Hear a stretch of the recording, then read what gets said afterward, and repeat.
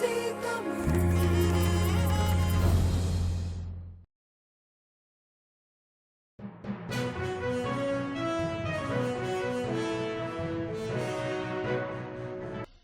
தமிழ் நேயர்களே, மீண்டும் அகம்புறம் நிகழ்ச்சிக்கு வரவேற்கிறோம். நம்மிடையே சீமான் ஐயா அவர்கள் இருக்கிறார்.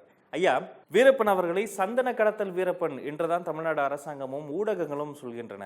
சந்தன கடத்தல் வீரப்பன் அவர்களை உங்களுடைய தேர்தல் வரைவிறக்கையில் தமிழ்நாட்டினுடைய வனக்காவலனாக நான் அறிவிப்பேன் என்று நீங்க சொல்லியிருக்கிறீங்க. இது சரியா? நான் முதலமைச்சராக நான் தான் அதிகாரம். நான் இப்போவே தான் சொல்கிறேன், என் வனக்காவலன், என் தலைவன், என் இனக்காவலன். வீரப்பன் என் வனக்காவலன். அவன் இருக்கிற வரை காடு அழிக்கப்படலை. கடத்தினாருன்னு சொல்லி அவர் சந்தன மரத்தை சொல்றாங்களே. சந்தன மரத்தை வெட்டினாரு, சரி வெட்டினாரு. அவர் கடத்தினாருன்னா இங்கே கடத்தினாரு, காட்டுக்குள்ளேயே கடத்திக்கிட்டு இருந்தாரு. வித்தாரு, சரி நீங்க சொல்றீங்க யானைகளை கொண்டு தந்தத்தை வித்தாரு, சரி வித்தவர் காட்டுக்குள்ள இருந்தாரு. வாங்கினவங்க இருந்தா எங்க ஆளு வித்தவனையே தேடி போனீங்களடா. ஆயிரக்கணக்கான கோடியை செலவழிச்சு ஆயிரக்கணக்கான போலி காவல்துறையை துணை இராணுவத்தெல்லாம் வச்சுக்கிட்டு வாங்கினவனை எங்கடா எவனையாவது பிடிச்சி உள்ள போட்டியில? வாங்கினவன் யாரு? அதை வித்தாரு. அதை வாங்கி வித்து பல லட்சக்கணக்கான கோடியை சம்பாரிச்சவன் அவனை ஏன் பிடிக்கல? இப்ப காட்டுக்குள்ள இருந்து ஒரு புலி நாட்டுக்குள்ள வந்துருச்சுன்னா கொஞ்சம் பயப்படுவாங்க. அந்த பகுதிக்குள்ள மக்கள் போக மாட்டாங்க. அது அந்த புலி அதோடைய அட்டகாசம் அல்லது அதோடைய வீரியம் குறையும் வரை காத்திருப்பாங்க. அதற்காக அந்த ஒரு செயல் வந்து நம்ம வீர பராக்கிரமம் சொல்லிட முடியுமா? இல்லை, அப்படி கிடையாது. நீங்க ஒரு மனிதன் எவன் மரணத்துக்கு பயப்பில்லையோ அவனை நம்ம வந்து நான் வீரனை தான் பார்ப்பேன். எங்கள் தலைவர் எனக்கு கற்பித்து கொடுத்தது அதுதான். ஒருத்தனுக்கு வந்து ஒரு வீரனுக்கு வந்து எதன் மேலும் பற்றிருக்கலாம். மண்ணு மேலே, பொண்ணு மேலே, பணத்து மேலே, இப்போ எதன் மேலே வேலையும் பற்றிருக்கலாம். உயிர் மேலே பற்று இருக்கிறவன் வீரனாகவே இருக்க முடியாது, கோழையாக தான் இருக்க முடியும். அதான் எங்களுக்கு எங்கள் தலைவர் கற்பித்தது. இப்போ இதில் வந்து நாங்கள் வீரப்பனை வந்து நீங்கள் அரசு குற்றம் சொல்லுது, குற்றம் சொல்கிற அரசு கருணாநிதி ஜெயலலிதா அரசு. எங்கள் ஆளே திருடன்னா உங்கள் 2 பேருக்கு என்ன பேர் வைக்கிறதுனா என்ன பதில் இருக்குது? இப்போ நீ அதை விடுங்க, வீரப்பனை விடுங்க. எங்கள் அண்ணனை வந்து இந்த உலகம் என்ன சொல்லுது, இந்த அரசுகள் என்ன சொல்லுது? அதை சொல்கிறத நான் ஏற்கனமா? அப்போது எங்கள் அண்ணனை வந்து பயங்கரவாதின்னு சொல்லுது, தீவிரவாதின்னு சொல்லுது. நான் சொல்கிறேன், உலகத்திலே என் தலைவனை போல தலை சிறந்தவன் கிடையாதுங்கிறேன். நீ ஒரு மனிதனை கொஞ்சம் கருணை வைங்க, நிறைய கருணை வைங்க, நிறைய இரக்கம் வைங்க, நிறைய அன்பு வைங்க, நிறைய பாசம் வைங்க, அவனுக்கு நிறைய வீரம் வைங்க, நிறைய மானம் வைங்க. இதெல்லாம் வச்சு ஒரு மனிதனை படைங்கன்னா படைச்சுக்கணும் நிறுத்தினா அது என் தலைவன் பிரபாகரனாக தான் இருப்பார். நீங்கள் அந்த மனிதனை போயிட்டு, நான் தான் சொல்கிறேன், எங்கள் அம்மாட்ட சொன்னேன், இத்தனை ஆண்டுகளில் ஒரு நாள் கூட இவ்வளோ பாசமாக நீ எனக்கு சோறு விட்னது இல்லைன்னு. அப்படிப்பட்ட தலைவன் என் தலைவன். நீங்கள் அவரை வந்து நீங்கள் வந்து பயங்கரவாதிங்கிற தீவிரவாதிங்கிற நான் கேட்டு போயிடணுமா என்ன? உனக்கு 1000 இருக்கலாம், எனக்கு எங்கள் அண்ணன் என் தலைவன். நான் தான் சொல்கிறேன், எந்த பாராளுமன்ற வாசலில் நீ வந்து பயங்கரவாதின்னு பழி சுமத்தி தீர்மானம் நிறைவேற்றி சிறையில் போட்டியலோ அதே பாராளுமன்ற வாசலில் மண்டையிலாவுக்கு செலவு வச்சிருக்கீங்க. வரலாற்றை நான் மாற்றி காட்டுவேன். உலகத்தின் தலை சிறந்த தலைவனா இன்னைக்கு உலகம் அங்கீகரிக்கிற காலம் வரத்தான் போகுது. அரசு அதிகாரம் சொல்லிடுச்சுங்கிறதுனால எங்கள் அண்ணன் அம்மா அதிகாரம் சொல்லிடுச்சு, எங்கள் அண்ணன் பயங்கரவாதி நான் ஏற்றுட்டு போகணுமா என்ன? எனக்கு தெரியுமில்ல எங்கள் அண்ணன் யாருன்னு. அது மாதிரி தான் வீரப்பன் யாருன்னு எனக்கு தெரியும். இல்லை, இது ஐயாவினுடைய கருத்தாக இருக்கிறது. இதை பொதுமக்கள் ஏற்றுக்கொள்வார்களா? ஏற்கிறாங்கல்ல. பிரபாகரனை தலைமை ஏற்று தானே நிற்கிறான். அதுக்கு தானே இத்தனை லட்சம் இளைஞர் ஆதரிக்கிறான். நீங்கள் தான் சொல்கிறீங்க 3வது இடத்துல நிற்கிறான்னா நானா நிற்கிறேன், சீமா நான் நிற்கிறேன். அவன் ஏற்றுக்கொண்ட தலைவனை அவன் கொண்ட தத்துவம். பிரபாகரனுங்கிறது என்ன? தனி மனிதனே நாங்கள் தலைமை ஏற்றுக்கிறோம். அவன் ஒரு தத்துவமாக வாழ்ந்தான். பல்லாயிரம் ஆண்டுகளாக அடிமைப்பட்டு கிடக்கிற தமிழ் தேசிய இனத்தின் உரிமை விடுதலைன்னு நின்னான். இலக்கு ஒன்றுதான், இனத்தின் விடுதலை. அதுக்கு தலையானாலும் கொடுப்பேன்னு நின்னான். அதனால அவனை தலைவனை ஏற்று நிற்கிறோம். பிரபாகரனுங்கிற தனி மனிதனை தலைமை ஏற்று நாங்கள் நிற்கலை, கொண்ட தத்துவம் தான். அப்படி சீமானும் அப்படிதான். என் தலைமை வச்சிருந்த கனவு தம்பிக்கிட்டு இருக்கு. இன்னைக்கு சுமக்கிறேன், நான் தளர்ச்சி அடையும் போது வென்றுட்டா மகிழ்ச்சி, இல்லைன்னா இன்னொரு தலைமுறைக்கு கடத்துவான். இது இன்னைக்கு இல்லை, பலாயிரம் ஆண்டுகளாக என் இனம் தூக்கி வர்ற கனவு. இது இன்னைக்கு நேத்தா நறுக்குவம் பகையின் வேறு சிறுத்தை பெருங்கூட்டம் நாம் தமிழர் என்று முரசறைவாய் குறுக்கில் முளத்திட்டு அயலாராய்ச்சி கூண்டோட போயிட்டு கொட்டடா முரசம்னு என் பாட்டம் பாடி ரொம்ப நாள் ஆயிடுச்சு. எங்கள் திருநாட்டில் எங்கள் நல்ல ஆட்சிங்கிறான். அலைமாகடன் நிலம் வானிலும் அணி மாளிகிறதமே அவை ஏறிடும் விதமே உனது அதிகாரம் நிறுவாய் அப்படின்னு பாடி பல ஆண்டுகள் ஆயிடுச்சு. அவன் சாதிக்கலை. ஆனால் அவன் பேரன் போராட்டிருக்கேன் பாருங்க. இதுதானே தொடர்ச்சி. இதுதானே ஒரு நெருப்பு எங்கேயோ ஒருத்தன் பற்ற வச்சு விட்டான், எரியுது. நான் பற்ற வச்சு விட்டேன், பற்றி அங்கங்கே எரியுது. இன்னும் அவன் பற்ற வைப்பான். அப்படித்தான் புரட்சி. அதுதான், அப்படித்தான் நீங்கள் பார்க்கணும். இது வந்து ஒரு பெரிய இனவெறி அப்படின்னு உங்களுடைய விமர்சகங்கள்லாம் உங்க மீது சொல்கிறாங்க. இது இனவெறி தானா? அதில் என்ன நீங்கள் வந்து என்னை இனவெறி என்னை சொல்லும்போது நான் எவ்வளோ மகிழ்ச்சி அடைகிறேன்னு யாருக்கும் சொல்ல முடியாது. என்னை வந்து தமிழ் இனவெறின்னு சொல்லும்போது நான் எனக்கு என்ன மகிழ்ச்சி வேணும்னா, அப்பா நம்ம பிறப்பு சரியாக இருக்குது, நல்ல தமிழ் தாய்க்கும் தமிழ் தகப்பனுக்கும் நம்ம பிறந்திருக்கோம், அது சந்தேகம் இல்லை, ஆமாம் சொல்லுப்பான். என்னைய இனவெறியன்னு சொல்கிறவன் மிக கொடிய இனவெறியன், மிக கொடிய இனவெறியன். நான் ஒரு தேசிய இனத்தின் அடிமைப்பட்ட தேசிய இனத்தின் உரிமைக்கு நிற்பதை ஃபாசிசம், சாவனிசம், இனவெறி, இனவாதம்னு பேசுவது போல ஒரு கொடிய இனவாதம் கிடையாது. என்னை சொல்கிறவன்லாம் யாரு? அவன் ஒரு மொழிக்கு வெறியன், அவன் ஒரு இனத்துக்கு வெறியன். யாமறிந்த மொழிகளிலே தமிழ் மொழி போல் இனிதானது எங்கும் காணம்னு பாரதி பாடினா எங்க பாட்டேன். அவன் மொழி வெறியனா? செந்தமிழ் நாடு என்னும் போதினிலே இன்பத்தேன் வந்து பா இது காதினிலேன்னு பாடிட்டான். பிரிவினைவாதியா? அவன் இனவாதியா? இப்ப என்ன சொல்றது? கொலைவாளின எடடா மிக கொடியோர் செயல் அறவே குகைவால் ஒரு புலியை உயர் குணமைவே தமிழான்னு என் பாட்டம் பாடுறாரு. அதனால அவர் என்ன பயங்கரவாதி, வன்முறையாளரா? பண்ண பழகடா பச்சை படுகொலை பைந்தமிழ் இனத்திற்கு உயிரடா விடுதலைன்னு பாடுறான். இது நான் இதை வந்து என்ன இப்படி பாட்டாருன்னு அவர் தேசிய பாதுகாப்பு சட்டத்தில் போட்டுருவீங்களா என்ன? அதல்ல, இனவாதின்னு ஏன் சொல்றான்? அவன் சொல்றவன் யாரு? அவன் வேற ஆளு என்ன இனவாதின்றான். செத்து போச்சு ஐயா, என் தாய்மொழி செத்து போச்சு, உயிர்ப்பிக்க துடிக்கிறேன். என் நாடு, என் இனம், என் மக்கள் சாதி மத உணர்ச்சி மேலோங்கி மொழிப்பற்று இனப்பற்று இல்லாமல் சிதஞ்சு அழிஞ்சு போயிட்டான். தன்னின பகையில் சாதி மத உணர்ச்சியில் செத்து போயிட்டான். மீட்டுருவாக்கம் செய்யணும்னு துடிக்கிறேன். இதில் உனக்கு என்ன இனவெறி வந்துடுது? என்ன இனவெறி வந்துடுது? இந்த பாருங்க, தமிழனை தவிர யார் இங்கே வாழக்கூடாதுங்கிறது இனவெறி. தமிழன் தான் தமிழர் நிலத்தை ஆளணுங்கிறது இனத்தின் உரிமை. என் நிலத்தை நான் ஆளலைன்னா என்னை அடுத்த வேண்டாம் அடிமை. வெள்ளைக்காரனை எதுக்கு விரட்டினீங்க? 400 ஆண்டுகள் ஆண்டான், நல்லா தான் ஆண்டான். அவன் தான் பள்ளிக்கூடம் கட்டினான், தண்டவாளம் போட்டான். நீ இருக்கிற பாராளுமன்றம், நீ இருக்கிற சட்டமன்றம் எல்லாம் அவன் கட்டினது தான். அப்புறம் அவனை விரட்டின? எதுக்கு விரட்டின? இப்ப யார் வேண்டுமானாலும் வாழலாம், ஆள்வது அடிச்சு விரட்டுறது ஃப்ரீடம் ஃபைட்டு. என் நாட்டை நான் ஆளுறங்கிறது ஃப்ரீடம். நான் வந்து ஃபண்டமெண்டல் ரைட்டை கேட்குறேன். நான் பேசுறது இனவாதம்னா, நாங்கள் திராவிடர்கள் என்று சொன்னீங்களே, அது என்ன வாதம்? நாங்கள் தமிழர்கள்ங்கிறது, தமிழர்கள்னு சொல்றதுல உங்களுக்கு என்ன அவ்வளோ கஷ்டம்? என் வீட்டில் நான் வாழணும்னு சொல்றதுல உங்களுக்கு என்ன அவ்வளோ வெறுப்பு? என் வீட்டில் நான் வாழ்றதும் என் நாட்டில் நான் ஆள்றதும் என் தார்மீக உரிமை, ஒரு தேசியத்தின் இறையாண்மை.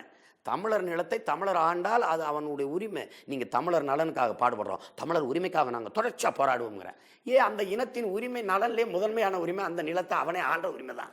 அவள் கொடுத்துட்றா. 5க்கும் 10க்கும் அரிசிக்கும் பருப்புக்கும் பால் விலை ஏறிடுச்சு, பசு கட்டண விலை ஏறிடுச்சு, பள்ளி கட்டண விலை ஏறிடுச்சு. இதுக்கு என் சனம் போராட வேண்டிய நிலைமையே வராத. நான் முதலமைச்சர், நீ கச்சத்தீவை கொடுத்ததான்னு போயிட்டு இருந்துருவிய? என் மீனவனை பிடிச்சி உள்ள போட்டுருவானா வச்சுங்களேன்.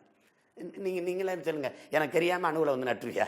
எனக்கு தெரியாமல் நீ மீத்தனி கையில் தாயிருமா? எனக்கு தெரியாமல் கையில் ஏறி வாய்வு முடியாது. அப்புறம் இப்போ நான் முதலமைச்சர், தண்ணிக்கு போய் நிற்பேன். 4000 டிஎம்சி மழை பெய்யுது, 4000 டிஎம்சி இருக்கு தண்ணி. 1500 தான் சேமிக்கிறேன், மீதி கடலில் விட்டுறேன்.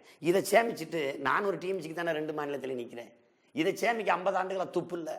இப்ப அங்கதான் வரும். இப்போ ஒரு பொதுமக்களுக்கு, ஒரு சாதாரண சாமானியனுக்கு 3 விஷயங்கள் அவன் மனசுல மிகப்பெரிய மாற்றத்தை ஏற்படுத்தும். ஒன்று விலைவாசி ஏற்றம், இன்னொன்று மின் பற்றாக்குறை, மின் தட்டுப்பாடு, 3வது நீர் மேலாண்மை. எப்போதுமே தமிழ்நாடு தண்ணீருக்காக பிற மாநிலங்களை கையேந்தி நிற்கும். காவிரிக்காக கர்நாடகா அல்லது கேரளா, எது தண்ணீர் சம்பந்தப்பட்ட ஒரு வெள்ளம் வந்தா சென்னை வெள்ளத்தில் மூழ்கிடும், அடுத்த ஒரு வாரத்தில் கூவம் நதி தூய்மையாகிவிடும், இன்னும் ஒரு 2 நாள்ல கூவம் நதி இன்னும் மோசமாக ஆக இழிவான ஒரு நதியா மாறிடும். உங்களுடைய நீர் மேலாண்மை, நீர் கொள்கை என்ன நாம் தமிழர்கள்? அதை இப்போ நீர் மேலாண்மைன்னு ஒன்றை வச்சு நீர்வள பெருக்கம்னு தான் ஆட்சியின் வரைவில் முதல்ல கொடுத்துருப்பேன். நம்மளுடைய இதை வந்து நீர், வயிறு, உயிர், அறிவு, பயன், வளர்ச்சி, இதுதான் நமது இது. முதல்ல நீர் மேலாண்மை. இப்போ நீர் வந்து இப்போ என்ன பிரச்சனைன்னு பார்த்தீங்கன்னா, இந்திய ஒன்றியத்துக்குள்ள அவன் வளம் அவனுக்குன்னு நின்றுட்டான். காவிரி நீர் வளம் வந்து கன்னடருக்கு, முல்லை பெரியாற்று நீர் உரிமை அவனுக்கு என்ன? என்னுடைய வளங்களும் எனக்கு தானே. என்னுடைய தேசியமயமாய் பொதுமையாக இருக்குது. என்னுடைய நரிமணம் பெட்ரோலோ நெய்வேலி பழுப்பு நிலக்கரியோ எல்லாருக்கும் போகுது, மின்சாரமோ எல்லாருக்கும் போகுது. ஆனால் அவனுடைய வளம் அவனுக்குன்னு வருது. இங்கே நின்று அடித்து சண்டை போட ஒரு ஆள் இல்லை. இல்ல, எப்படி நம்ம சண்டை போட முடியும்? நம்ம தமிழ்நாட்டுக்குள்ள தண்ணீர் வாங்கக்கூடிய நிலையில இல்லை. நீங்கள் வாங்குறத ஒரே ஒரு இது, கர்நாடகாவில் இருக்கிற தண்ணி ஒரு சொட்டு தண்ணி வேணான்னு அவன் தர முடியாதுன்றான். நான் ஒரு சொட்டு மின்சாரம் தர முடியாதுன்னு சண்டை போடணும். என் நரிமணம் பெட்ரோல் மத்திய அரசு என்ன சொல்லும்? உடனே இவர் தேசிய மயமாக்கியாச்சு, இதை வந்து கேட்டுக்கிட்டு இருக்காரு, நரிமணம் பெட்ரோல் எல்லான்னு.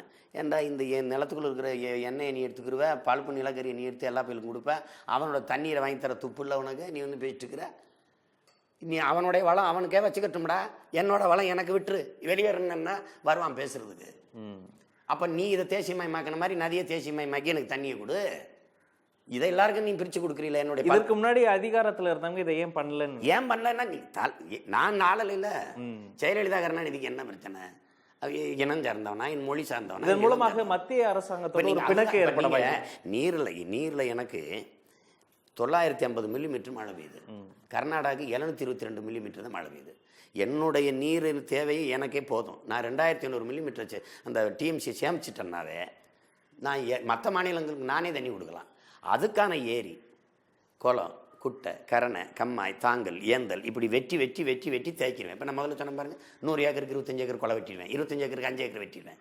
இப்போ 1000-2000 ஏக்கரு அரசு இடங்களை வாங்கி மக்கள்கிட்ட என் மக்கள் நிரந்தரம் ஏரி வெட்ட போகிறேன்னா கொடுத்துட்டு போகிறதுக்கு என் மக்கள் கோடிக்கணக்காக தயாராக இருக்கேன்.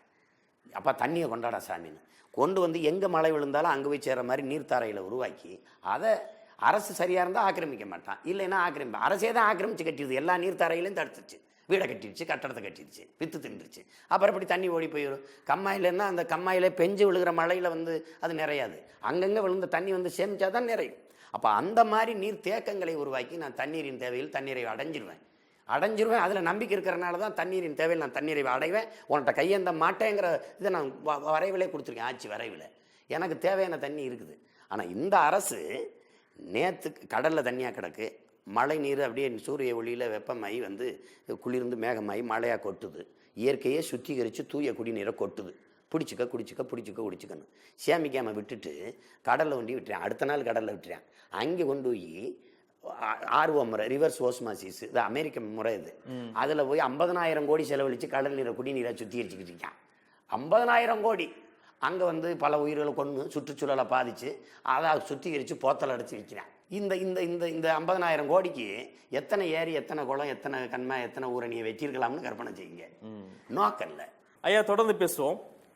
ஐபிசி தமிழ் சிறப்பு அகம்புறம் நிகழ்ச்சியில் நாம் தமிழர் கட்சியின் தலைமை ஒருங்கிணைப்பாளர் சீமான் ஐயா அவர்களோடு கலந்துரையாடி கொண்டிருக்கிறோம். தற்போது விளம்பர இடைவேளை. ஐபிசி தமிழ் நேயர்களே, மீண்டும் அகம்புறம் நிகழ்ச்சிக்கு வரவேற்கிறோம். நம்மிடையே சீமான் ஐயா அவர்கள் இருக்கிறார். ஐயா, இப்ப பிற கட்சிகள் இருக்கக்கூடிய அல்லது மற்ற அரசியல் ஆளுமைகளை வந்து அவங்க தமிழர் இல்லை என்ற ஒரு கோட்பாடை முன்வைக்கிறீங்க. ஒருத்தர் தெலுங்கர், இன்னொருத்தர் கன்னடர், இன்னொருத்தர் வந்து தமிழர் கிடையாது இப்படிலாம் சொல்லும்போது, நாம் தமிழர் கட்சிக்குள் பிற சமூகத்தவர்கள் உறுப்பினராக கூட இல்லையா? வேட்பாளராகவே நிற்கிறாங்க.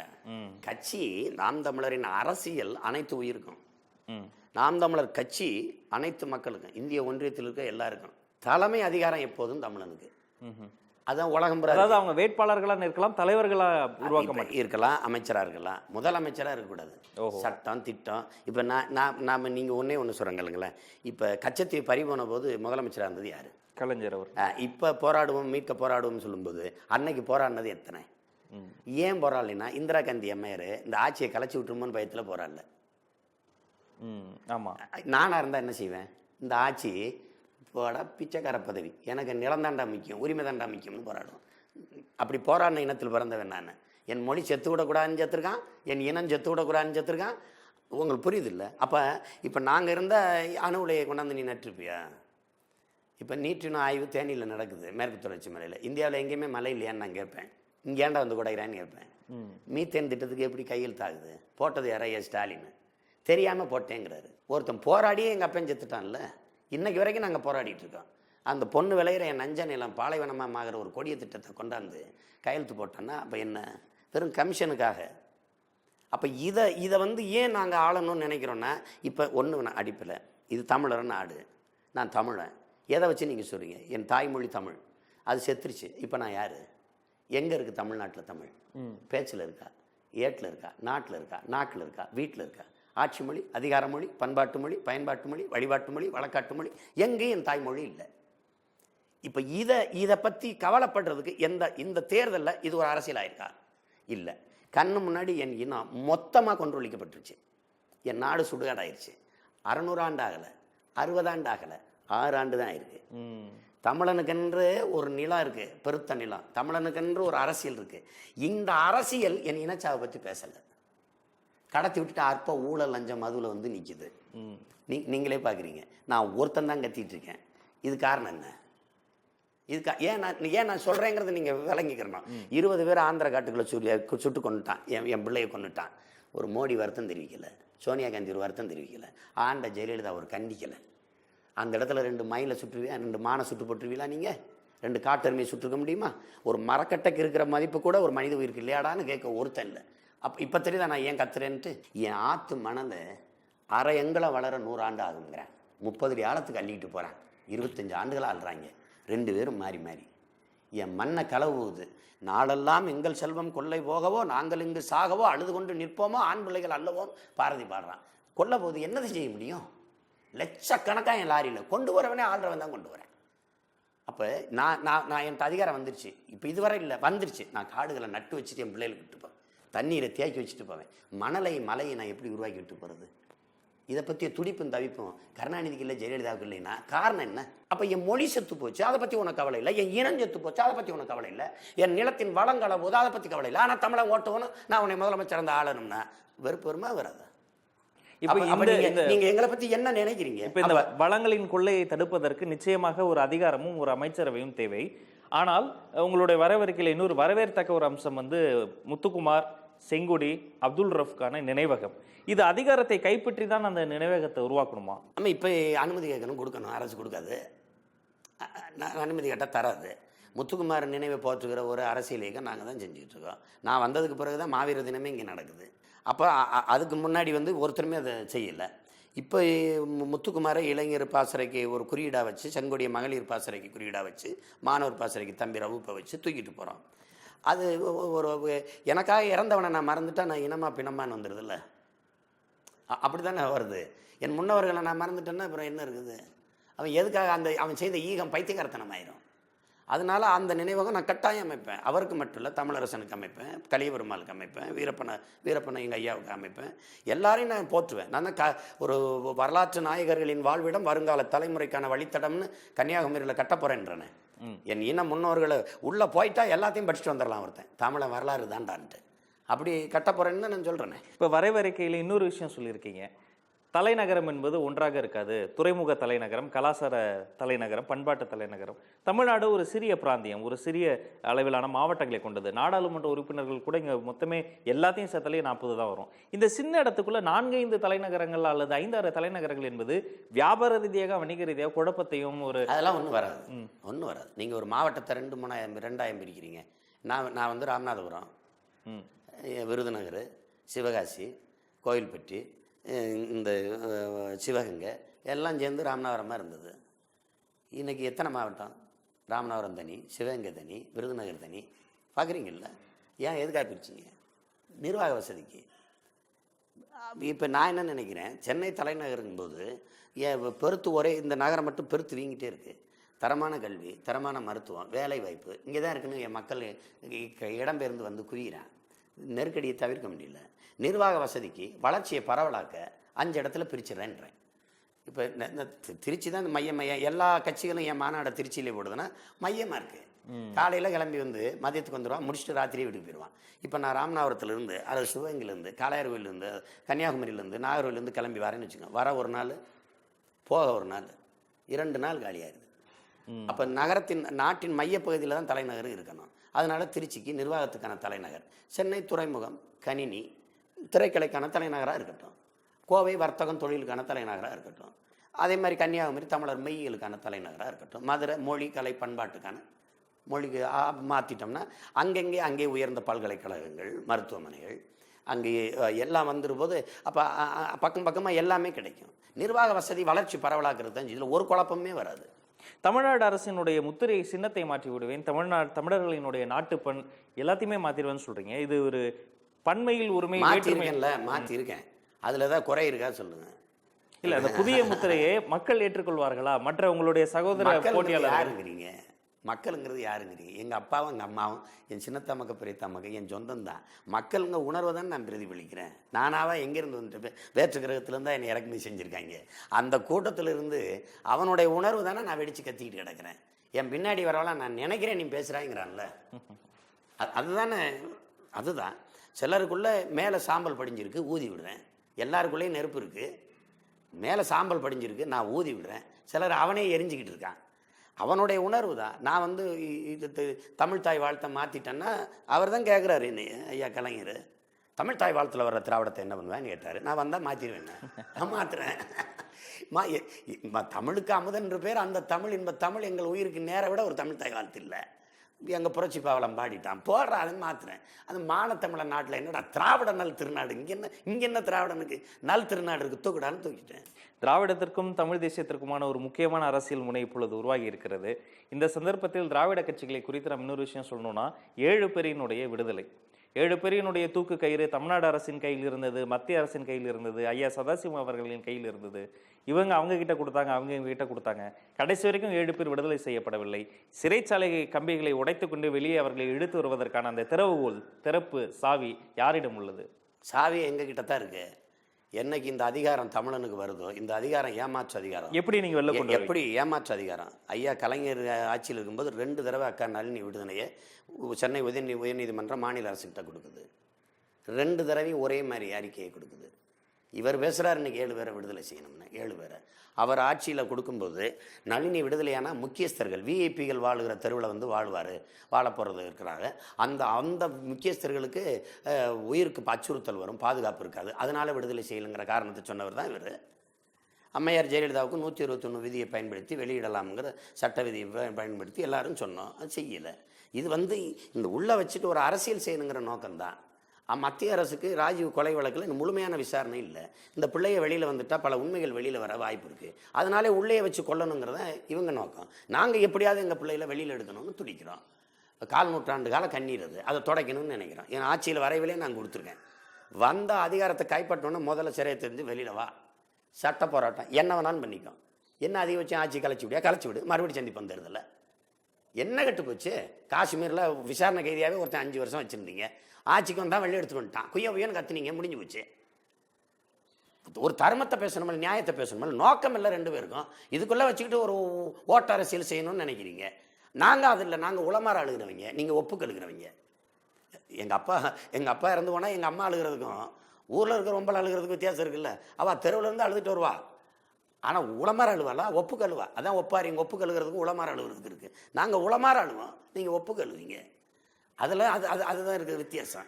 அதனால அந்த விடுதலையை பற்றி இந்த காலத்தில் பேச யாராவது இருக்காங்களா? 7 பேர் விடுதலையை பற்றி ஒரு ஆட்சியின் வரைவில், ஆட்சிக்கு வந்த உடனே வெளியிடுவேன், கால நூற்றாண்ட கண்ணீரை நான் துடைப்பேன்னு ஆட்சி வரைவில் நான் கொடுத்துருக்கேன். எந்த கட்சி கொடுத்துருக்கு? தமிழ் ஈழம் வந்து என் இனத்தின் தேசம், அதை அடைஞ்சே தீர்வேன்னு எந்த கட்சி வரைவில் கொடுக்குது? இன்னைக்கு வந்து ஜெயலலிதா ரெட்டை குடியுரிமையை பேசுகிறாங்க. நீ ரெட்டை குடியுரிமைங்கிறது சட்டத்தில் இடம் இல்லை. அதுக்கு தான் நான் விரும்ப வரை இந்திய குடியுரிமை, தாயகம் விரும்பி போகிற வரை இந்திய குடியுரிமைன்னு ஆட்சி வரைவில் கொடுத்துருக்கேன். அவ்வளவு அக்கறை இருக்குன்னா நான் சிறப்பு முகாமை மூடணும், இத்தனாலும் போராடுறேன், ஏன் ஜெயலலிதா மூடு? அந்த இடத்துக்கு வரும். உலக தமிழர்களை பேசுகிற பொழுது உள்ளூரில் வாழக்கூடிய ஈழத் தமிழர்களின் நிலை மிகுந்த இடிநிலையா இருக்கு. ஒரு சகோதரர் தற்கொலை பண்ணிக்கிற அளவுக்கு ரொம்ப மோசமா இருக்கு. இந்த ஈழத்தமிழர்களை இலங்கை அகதிகள்னு சொல்லப்படுறவங்கள கியூ பிரான்ச் போலீசாரின் கண்காணிப்பில் இருந்து விடுவிப்போம் நீங்க சொல்லியிருக்கீங்க. உங்களின் பெரும்பான்மையான வரைவில் இருக்கக்கூடிய பெரும்பான்மையான அம்சங்களை போல இதுவும் மிகுந்த வரவேற்கத்தக்கதா இருக்கு. ஆனா இது சாத்தியமா? இது என்ன இந்த மத்திய அரசு கேள்வி கேட்க? ஐயோ தம்பி, கியூ பிராஞ்சை உருவாக்குனது கருணாநிதி, மத்திய அரசுக்கும் சம்பந்தம் இல்லை. கியூ பிராஞ்சுன்னு ஒன்றை உருவாக்குனது எங்களுக்காக உருவாக்குன ஆள் ஐயா தான். நம்ம மகாத்மா இருக்கார, இவர் தான் உருவாக்குனது. இதை அவர் உருவாக்குனாரு. அதுக்கு எதிராவது ஜெயலலிதா அதை மூடுன்னு சொன்னோம். சிறப்பு முகாமை தொடங்கினதே அவர் தான். ஜெயலலிதாட்ட கூட சொன்னோம், நீங்கள் எது செஞ்சாலும் எதிர்த்து செய்யல, அவர் தொடங்கினாக்காவது அந்த சிறப்பு முகாமை மூடுங்கன்னு எவ்வளோ பேசுனேன். இப்போ 2011 பாராளுமன்ற தேர்தலில் அவங்களுக்கு வாக்கு கேட்கும்போது கூட இதை வலியுறுத்தி ஒவ்வொரு கூட்டத்திலையும் பேசினேன். அது எடுபடல. அது மக்களின் பிரச்சனையை அரசு கையில் எடுக்காத போது அரசை மக்கள் கையில் எடுக்கிறத தவிர வழி இல்லைங்கிறனால இந்த அதிகாரத்தை நோக்கி நம்ம ஓடி வரோம். இப்போ கியூ பிராஞ்சு வந்தவொடனே கலைச்சி விட்டுருவேன். ஊழல் குற்றச்சாட்டிற்கு ஆளாகிறவர்களுடைய சொத்து பறிமுதல் செய்யப்படும் அப்படின்றீங்க. எப்படி பறிமுதல் செஞ்சு அதுக்கு ஒரு அமைச்சரவை அல்லது துறை இருக்குமா? அந்த பறிமுதல் செய்யப்பட்ட சொத்தை எப்படி? முதல்ல நம்ம ஆட்சியில் ஊழல் லஞ்சத்துக்கு வாய்ப்பு இல்லை. அது ரொம்ப மீறி ஒருத்தர் மீது குற்றச்சாட்டு வந்தாலும் அதான் நான் சொல்ல வரேன். வாய்ப்பு இல்லை. 99 விழுக்காட்டுக்கு வாய்ப்பு இல்லை. நான் சரியாக இருக்கும்போது நீ சரியாக இருந்தால் ஆகணும். ஒன்று என்கிட்ட தப்பிக்க முடியாது. வீட்டை விட்டு நீ வெளியில் வந்தீங்கன்னா 2 கண்ணு உன்னை பார்த்துட்டே இருக்கும். எல்லாமே கணினி மயப்படுத்திடுவேன், கம்ப்யூட்டரைஸ் ஆக்கிடுவேன் நாட்டையே. வெளிப்படையான நிர்வாகம் டென்மார்க் மாதிரி. டென்மார்க் தான் ஊழல் லஞ்சம் இல்லாத நாடாக இருக்குது. அந்த நிர்வாகத்தை பின்பற்றிடுவேன். எல்லாமே கேமரா வச்சுருவேன். நீ காவல் நிலையம்லாம் கேமரா, காவலர் நெஞ்சிலே வச்சுருவேன். நீ ஒன்றுமே செய்ய முடியாது. நீ உன்னை பார்த்துக்கிட்டே இருப்பேன். நீ ஒன்றுமே செய்ய முடியாது. நீ ரேஷன் கடைனா கேமரா வச்சுருவேன். நீ எவ்வளவு இருக்கிற, எவ்வளவு போடுற, என் மக்களை எப்படி கண்ணியமாக நடத்துறியா, கடுஞ்சொல் பேசுறியா, எல்லாத்தையும் பார்த்துருப்ப, நீ தப்பிக்க முடியாது. அப்படிங்கும்போது ஊழல் லஞ்சம் எங்கே? நான் ஊழல் லஞ்சத்துக்கான காரணி எங்கே இருக்குன்னா, கல்வி, மருத்துவம், வியாபாரமாக இருக்கிறது முதல் காரணியாக இருக்குது. வந்தவொடனே கல்வியை, தரமான கல்வியை இலவசமாக்கிடுவேன் என் பிள்ளைகளுக்கு. பெற்றுக் கொடுங்கள், கற்றுக் கொடுக்குறோம். இதுதான் எங்கள் ஒழுங்கு முடிவு. இது ஓம் பிள்ளை இல்லை, தேசத்தின் பிள்ளை. அப்புறம் மருத்துவம், உயிர் காக்கும் மருத்துவம். மருத்துவம் ஒரு மகத்தான சேவை, அது என் மக்களுக்கு தேவை. எங்கள் கல்வி எங்கள் மக்களுக்கானது, இதுதான் எங்கள் கொள்கை முடிவு. அதனால் மருத்துவம் இலவசம். இது ரெண்டுலேருந்து தான் என் பிள்ளையை நல்லா படிக்க வைக்கணுமேனு முறைகேடான வருமானம். ஏதாவது உடம்பு முடியல, நல்ல மருத்துவமனையில் போய் படுக்கணுமே, வைத்தியம் பார்க்கணுமே, முறைகேடான வருமானம். இது ரெண்டையும் அடிக்கிறேன். இது முடிச்சிடுறேன். வரதட்சணை, பிள்ளையை பெற்றுட்டான், வர்ற வாவி 100 ரூபாயும் கேட்பானோ 200. இந்த சிக்கலுக்கு வரதட்சணை வாங்குறேன், கடும் சட்டம் தடை போடுவேன். மீறி வாங்கிட்டா அரசின் அடிப்படை உரிமையை ரத்து பண்ணிடுவேன். மாமியார் வீட்டில் வாங்கினீங்களப்பா, அதை வச்சு வாழ்ந்துக்கன்றுவேன்.